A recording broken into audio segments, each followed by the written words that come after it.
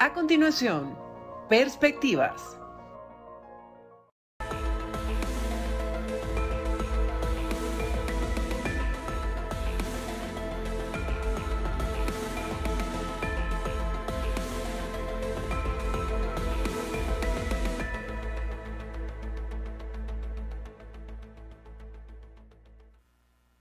Bienvenidos una vez más a su programa Perspectivas. Les saluda Gaby Peroso.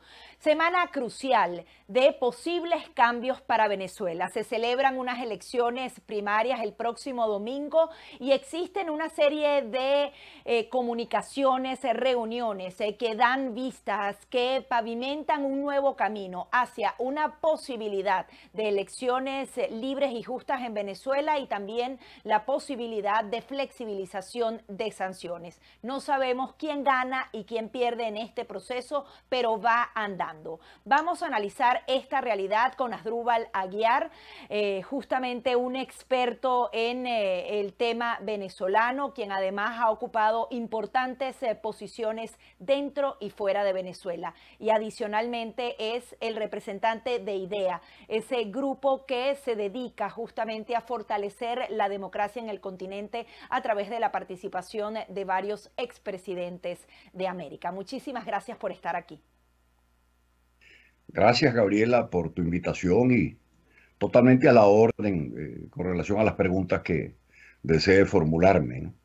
Sí, quería en principio hacer una pregunta abierta sobre lo que viene esta semana. Por un lado, primarias, por otro, esa reactivación del diálogo. Hay muchas cosas que se van a saber, otras que no se saben, que se pactan de manera privada, pero la importancia de que esto esté sucediendo en la víspera de la primaria. Mira, en primer término, debo señalar que el proceso de primarias es un proceso que ha adquirido legitimidad en la misma medida en que la nación venezolana, y subrayo la nación venezolana, no me estoy refiriendo a la república, que está de ordinario situada en el penthouse del edificio social, en donde están los actores políticos tradicionales. La nación le ha dado legitimidad en la misma medida en que se ha incorporado emocionalmente y masivamente, como lo muestran las actividades de carácter popular, las ha legitimado y las ha hecho como un evento propio, no confiscable en este caso por los actores políticos.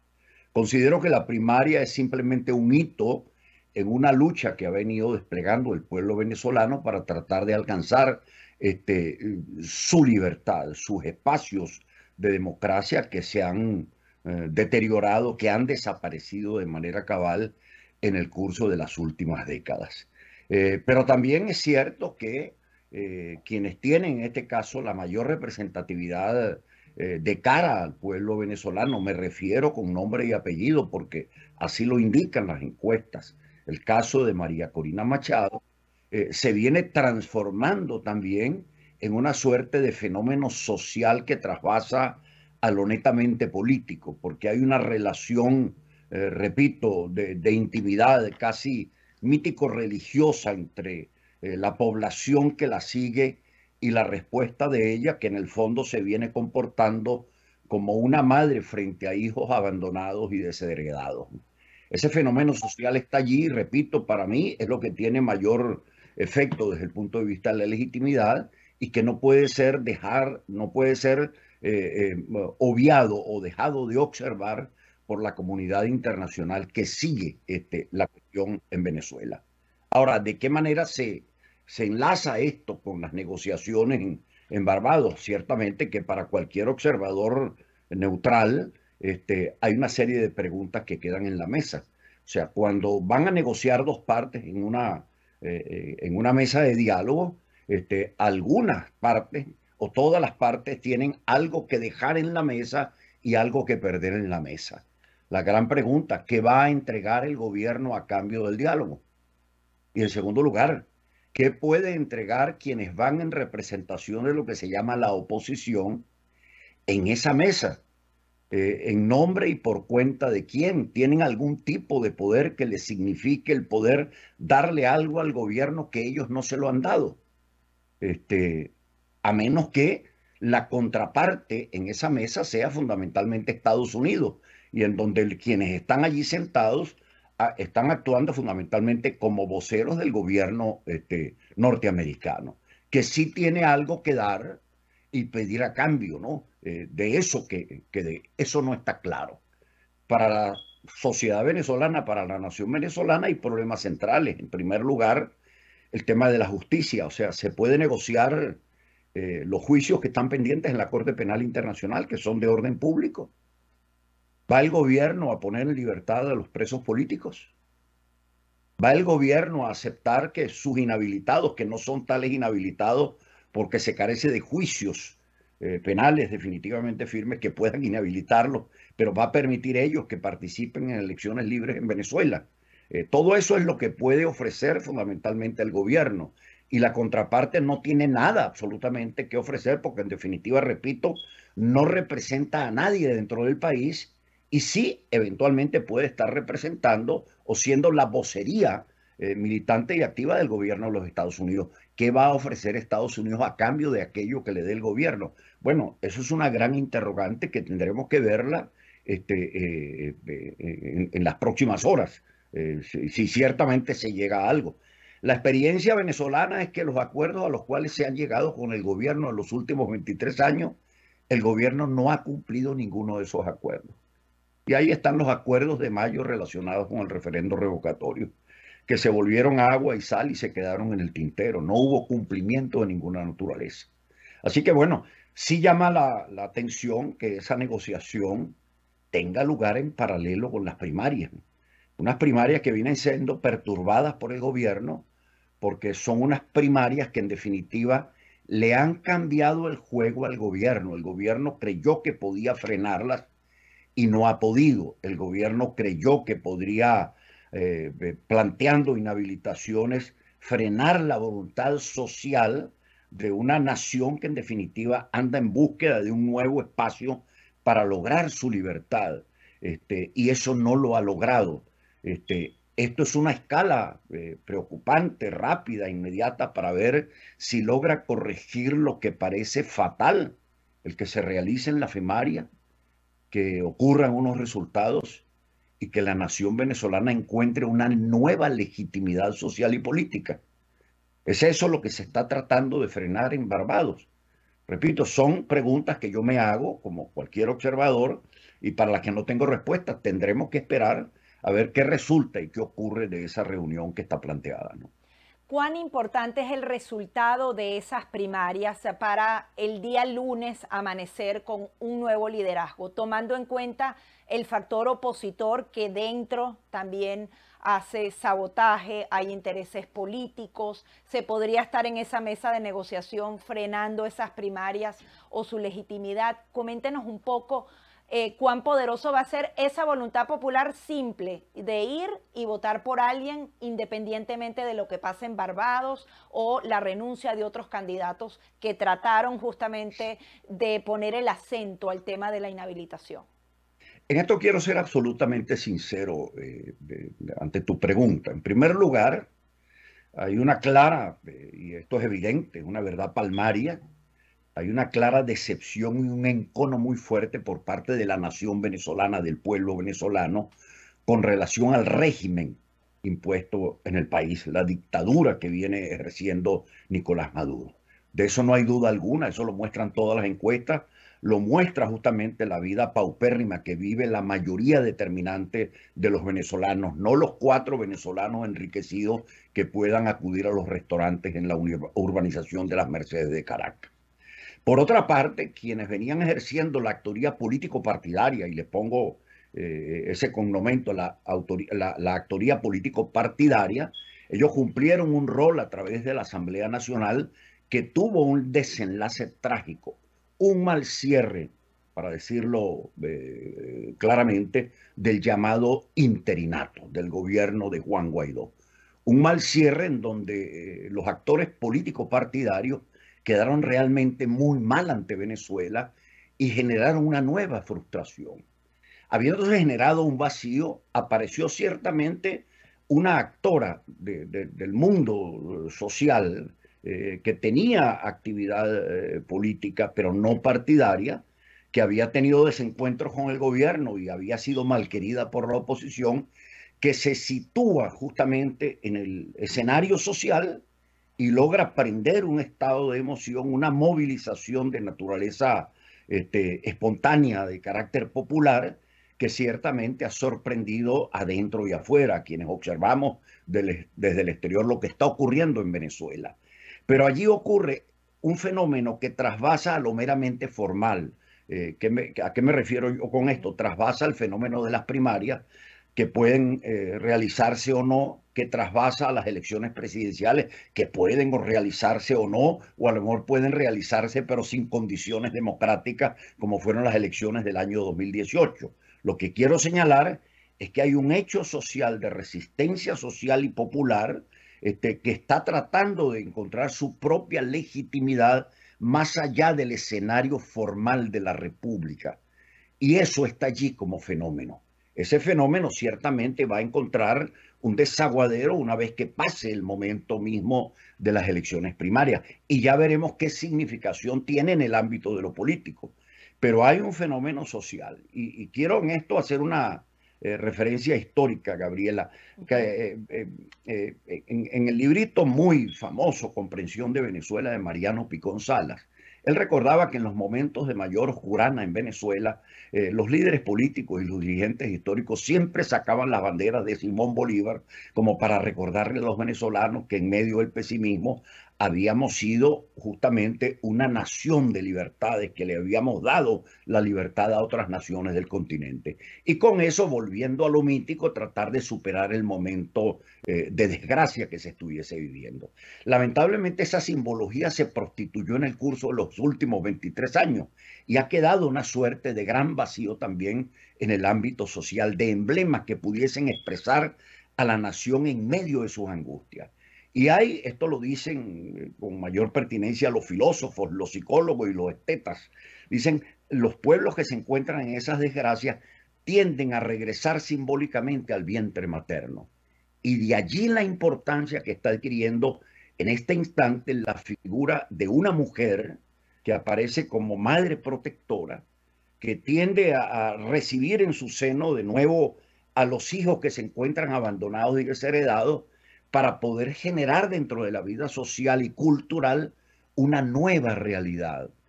Ese fenómeno tiene una gran significación, repito, desde el punto de vista social y cultural, y tiene que seguirlo con muchísimo cuidado todo venezolano medianamente perspicaz. Que luego puede transformarse en un fenómeno político sería lo esperable, sería lodable, para que pueda en este caso resucitar la república que ha desaparecido. Tanto que hay simbólicamente dos parlamentos, dos fiscalías, dos tribunales supremos, o sea, una república que está descuartizada y en donde están atrincherados un conjunto de actores que, vistas las encuestas, no representan al 0, al 1 o al 1,5%. ¿Qué significación va a tener eso? Eso está también por verse después que se supere el momento de las elecciones primarias, al igual que está por verse qué es lo que va a ocurrir en Barbados, ¿no? Si bien esa figura tiene que protegerse para que justamente se convierta en fenómeno político, y creo que Estados Unidos sería una pieza clave para protegerla o para que avancen otro tipo de cambios en Venezuela. Nos corresponde hacer una breve pausa, pero al regreso queremos explorar en qué condiciones va Estados Unidos a esa mesa de negociación, a pesar de que ellos siempre aclaran que ellos no logran acuerdos directos con Maduro. Justamente son la pieza fundamental de lo que tiene que dar el lado opositor al régimen para que esas elecciones se den. Hacemos esta breve pausa y ya venimos con más. Ya regresamos con Perspectivas. Estás viendo Perspectivas. Continuamos con más de su programa Perspectivas, conversando con Asdrúbal Aguiar, quien ha ocupado importantes posiciones tanto dentro como fuera de Venezuela y es un catedrático, un autor que conoce muy bien la realidad de los venezolanos. Estábamos hablando del tema Estados Unidos, de esa figura de María Corina Machado o quien gane esas primarias y luego de eso, cómo proteger esa figura a través de una negociación u otro tipo de presiones que se puedan ejercer? ¿Cree que Estados Unidos está dispuesto a proteger esa figura o va a ir más allá, se va a centrar en el tema petrolero? Porque tiene dos grandes problemas, el tema migratorio y el tema petrolero, con todas las guerras que se han venido suscitando en los últimos meses. Mira, es muy difícil desvincular la cuestión venezolana, aun cuando para muchos pueda no tener la relevancia necesaria desde el punto de vista internacional y global en el momento que estamos viviendo, pero es muy difícil separarla de esa dinámica que viene avanzando desde los días anteriores a la guerra de Rusia contra Ucrania. En primer lugar, quisiera decir lo siguiente, porque es bueno tenerlo presente en el mismo momento en que está poniendo la humanidad sus ojos fundamentalmente en el Medio Oriente, casi como olvidándose de lo que ocurre o que está sucediendo en territorio ucraniano. En los días previos a la guerra de Rusia contra Ucrania, China, Rusia e Irán formaron una gran entente. Y esa gran entente que formaron concluyó en el acuerdo entre Rusia y China para ofrecer unas nuevas reglas para el mundo global, para el mundo de la globalización, para la forja de un nuevo orden mundial, visto ciertamente que el orden mundial de 1945 parece haber llegado a su final. En esas circunstancias, repito, hay una suerte de empeño del mundo de Oriente para tratar de lograr la declinación final de Occidente, de su cultura, de sus raíces, en un momento mismo en que los occidentales se sienten avergonzados de sus orígenes. No quieren saber que los romanos tuvieron algo que ver con su historia, no quieren saber que los españoles en cierta forma nos descubrieron, no quieren saber de la estatuaria, no quieren saber de las raíces judeocristianas y tienden los mismos occidentales a prosternarlas, a debilitarlas, a fracturarlas. En ese cuadro ocurre la guerra contra Ucrania en las puertas de Oriente y Occidente. El comportamiento inmediato de Estados Unidos, ¿cuál fue? Ocuparse simplemente del tema energético. Y si eso lo llevaba a negociar con un régimen totalmente oprobioso como el que está instalado en Venezuela, bueno, se tapó la nariz y fue a negociar con Venezuela básicamente para tratar de encontrar una suerte de auxilio desde el punto de vista energético en la misma medida en que se reducía la participación rusa dentro de ese campo como consecuencia de la guerra.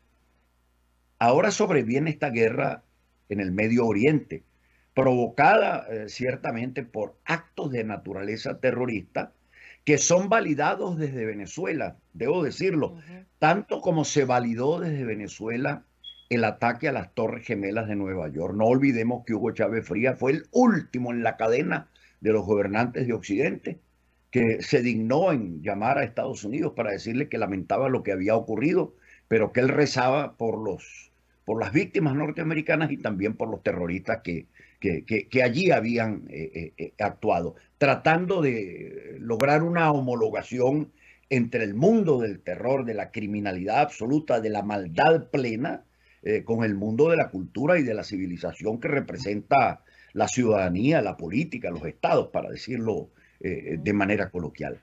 En ese contexto nos encontramos en la actualidad.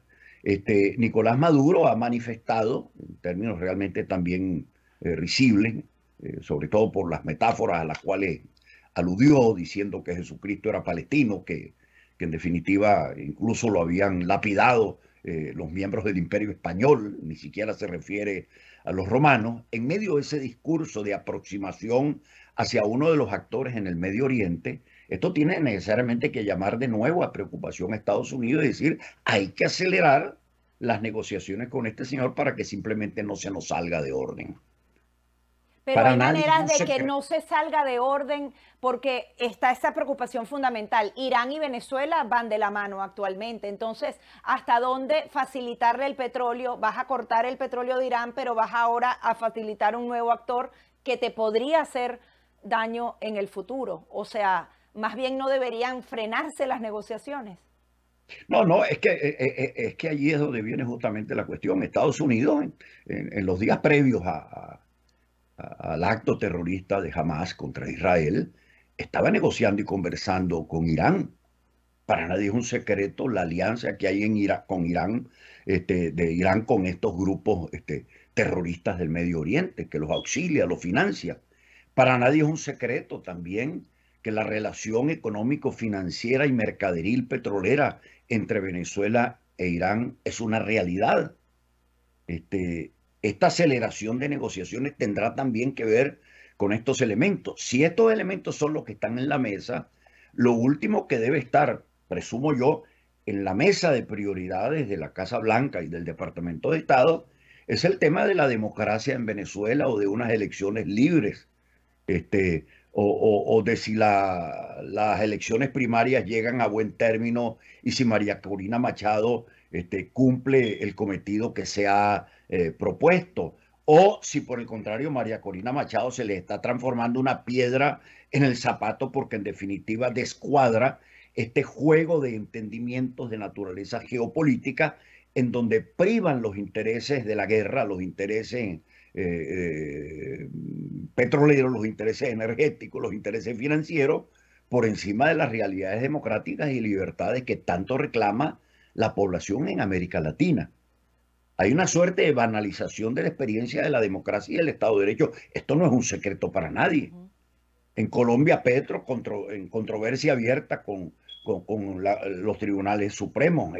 En el caso de El Salvador, el presidente Bukele acabando con la justicia constitucional. En Estados Unidos, comprometiéndose a los jueces en relación con las causas políticas entre republicanos y demócratas. En Venezuela no se diga, el mismo conflicto con el Poder Judicial en Argentina. O sea, hay un proceso de banalización y de debilitamiento de la experiencia institucional y democrática. ¿Estará esto en la agenda prioritaria de Estados Unidos o estará tratando de manejar realidades inclusive a costa de la libertad de las naciones de América Latina, en lo particular de la nación venezolana? Eso no se sabe, no lo sabemos porque tampoco hay claridad en las posturas que uno ve desde el punto de vista internacional. Y cerraría, Gabriela, con esto, porque yo tengo ya casi medio siglo dando clases de Derecho Internacional y una de las cosas que sí tengo absolutamente clara es que el modelo de Naciones Unidas, que es el modelo ideal, es el deber ser, que se construyó a raíz del Holocausto, ha demostrado, pasado los 50 años, ciertamente su total fracaso y su total falencia. Lo vimos con el COVID-19. Naciones Unidas no sirvió sino como una suerte de medicatura forense, incapaz de poder exigirle responsabilidades internacionales a China por el riesgo objetivo que generó con los daños que le causó a Occidente justamente el tema del COVID-19 generado en uno de sus laboratorios. Sobreviene la guerra de Rusia contra Ucrania y resulta ser que era una guerra que venían arrastrando en el Consejo de Seguridad desde el año 2005, desde el año 2014 en segunda instancia. Y llegan al año 2020 y es cuando ellos descubren que hay una guerra. Cuando viene el tema de la acción terrorista de Hamas contra Israel, focalizan la atención sobre Israel y la gran pregunta es esta: ¿quiénes son los que están obligados a sostener la vigencia y efectividad del derecho internacional? No son los actores que están sentados en el Consejo de Seguridad de Naciones Unidas. Y resulta ser que 3 de esos actores, Rusia, China y Estados Unidos, están comprometidos en las actividades de la guerra. Me pregunto yo, cualquier persona común y corriente, cualquier vecino de barrio que encuentra que el vecino lo está agrediendo, que lo está insultando, llama a la policía y la policía no aparece. Y la policía dice, mire, estoy cansado, estoy durmiendo, no tengo actividad en este día. ¿Qué puede ocurrir entre los vecinos? Bueno, que vayan al ojo por ojo, diente por diente. Es una cosa casi elemental de reacción de defensa inmediata para tratar de sobrevivir quien se siente agredido por un ataque del vecino o por el secuestro que esté sufriendo a manos de un secuestrador. Entonces, la pregunta es, ¿hay que focalizar la atención sobre el comportamiento de Israel o hay que focalizar la atención sobre los pecados graves de omisión en que están incurriendo los miembros del Consejo de Seguridad de Naciones Unidas, que han hecho absolutamente inútil y banal el funcionamiento de esa organización que tanto le cuesta a la humanidad. Sí. Y lo triste es que ya la mayoría de las naciones que integran esas Naciones Unidas ya no son democracias. Realmente el número es muy limitado. Vamos a hacer una breve pausa y enseguida seguimos con más de Perspectivas. Ya regresamos con Perspectivas. Estás viendo Perspectivas. Continuamos con más de su programa Perspectivas, conversando con Asdrúbal Aguiar. Finalmente quería explorar un tema particular, el levantamiento de sanciones individuales en medio de un proceso de negociación. Hay quienes dicen que esa sería la carta, la jugada que harían el régimen de Nicolás Maduro para supuestamente ofrecer esas elecciones libres y justas o la posibilidad de habilitar de nuevo a María Corina Machado. ¿Usted cree que esto sería justo, sería necesario? ¿Lo ve posible dentro del escenario actual? Mira, la primera consideración que que me hago es la siguiente y es absolutamente elemental. Esas sanciones fueron sanciones políticas, sanciones de conveniencia, movidas por intereses banales, o fueron sanciones respuesta a la comisión de graves hechos punibles, como lo son la corrupción, el lavado de dinero, la práctica del narcotráfico, los vínculos con el terrorismo.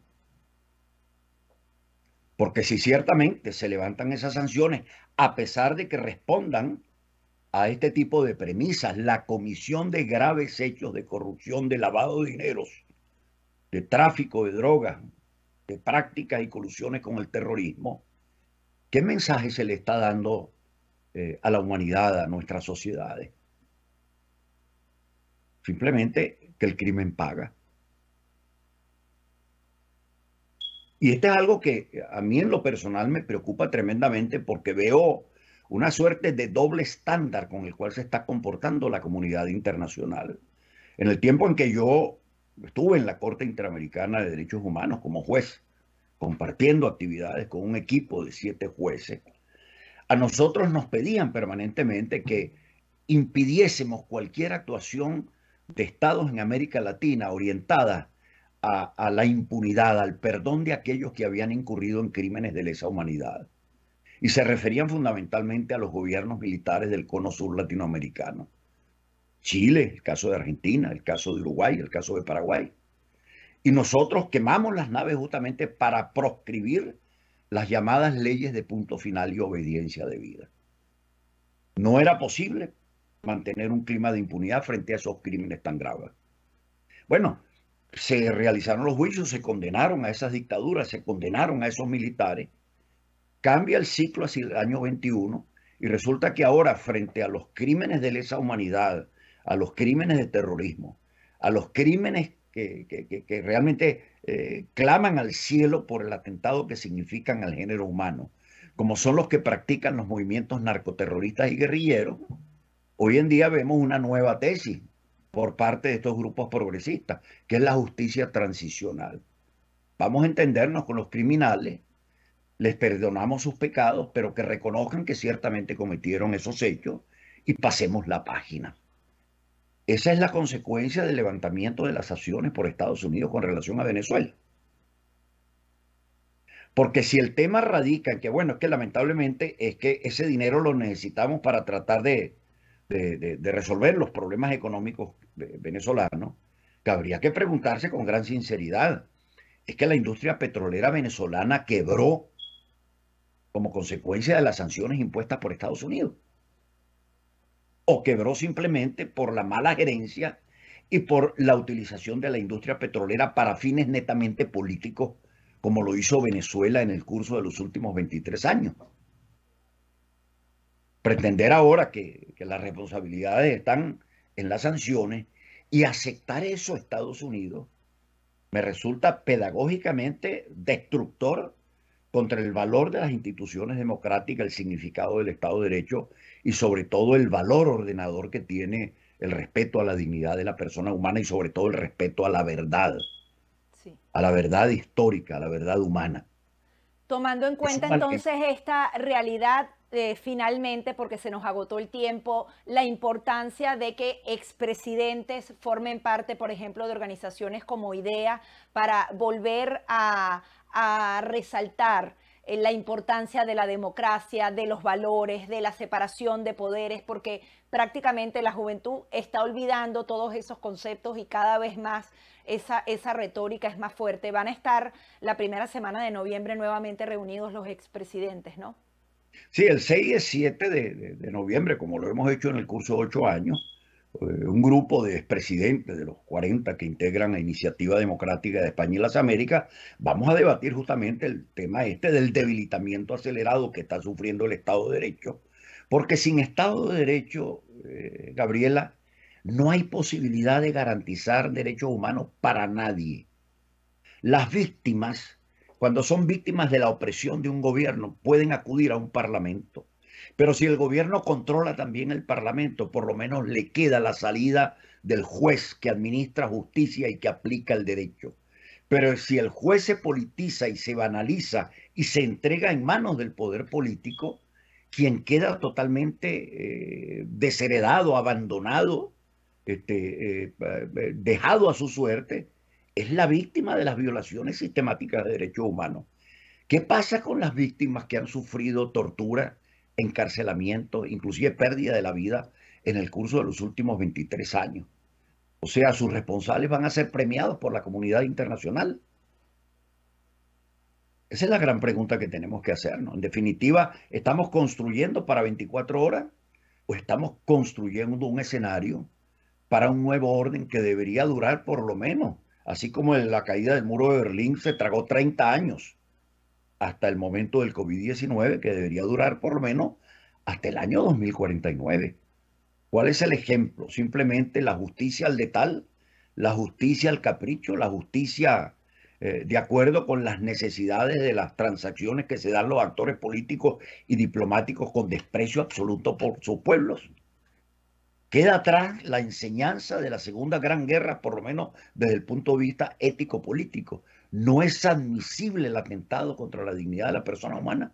Eso queda archivado como consecuencia de esta declinación que sufre y que vive Occidente, y que el mismo Occidente no es que esté siendo víctima de los musulmanes, ni víctima en este caso de los rusos, ni víctima de los chinos. Es que el mismo Occidente decidió acabar con sus tradiciones éticas y políticas y fracturar sus propias raíces culturales. Qué duro todas estas conclusiones, pero bueno, tarde o temprano saldremos adelante en Venezuela. Muchísimas gracias por estar aquí. Yo mediante. Son las declaraciones de Asdrúbal Aguiar, escritor, catedrático, constitucionalista venezolano, que sigue muy de cerca todo este proceso. Hasta aquí nuestro programa Perspectivas.